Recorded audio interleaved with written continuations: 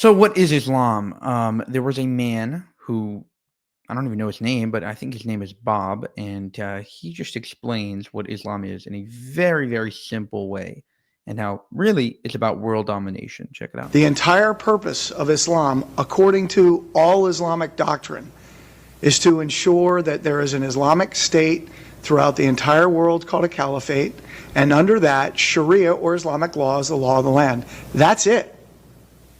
Islam is no more complicated than that. Islam breaks the entire world into two parts. The Dar al-Islam, where Sharia is the law of the land, and the Dar al-Harb, the house or abode of war, where there is not Sharia as the law of the land. The function of Islam is to eliminate the Dar al-Harb until the entire world is a Dar al-Islam. And the vehicle to do that is called what? Jihad, which in 100% of all published Islamic law is only defined as warfare against non-Muslims. So let's just put that on the line. And so we're here talking national security issues. We have people here that are running for the office of President of the United States, and we have to begin there. And what I would put forth is that since, and actually prior to, but since 9/11, our entire national security apparatus has been unprofessional in its approach to this war, from the four-star generals to the office of the president, to the national security staff, to the leaders of DHS when it was created, the FBI, the CIA, and other agencies.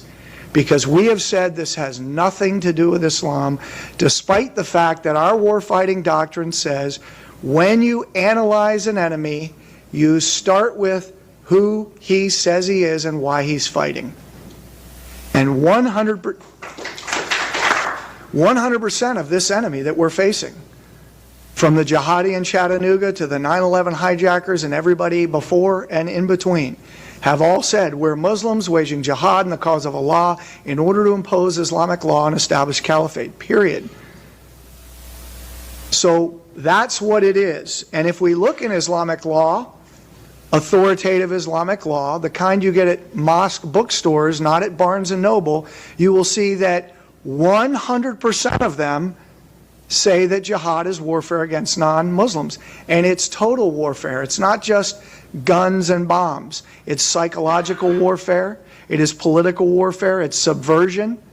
It is the whole 9 yards. It's total warfare, something that our DOD has not been practicing. I would say you'd have to go back towards Reagan administration and maybe even beyond that. Complete and total war against non-Muslims. Wow. So that's very, very scary, and he's 100% right. If it says it in their books, they're probably going to practice it. Now, I have to clarify. Most Muslims are still peaceful. Most Muslims don't interpret it that way. But there are still 15 to 25% of radical Muslims. And the problem is, meaning if there were 15 to 25% Jews, that would be what? Maybe a few 100,000 people, not even. The problem is, that's hundreds of millions of people. If 15 to 25% of Muslims are radicals, and there are, like, let's say, 1 billion Muslims in the world, that means that there are hundreds of millions of radical Muslims, which is insanity, which means that the West is really, really in danger. If you have 100 million people dedicated to the destruction of the West, we have a problem. And we better get a handle on it. For more, subscribe to this channel. If you want to help us make more of these videos, you can go to buymeacoffee.com/JewishUncensored. That's buymeacoffee.com/JewishUncensored. Thank you, and have a good one.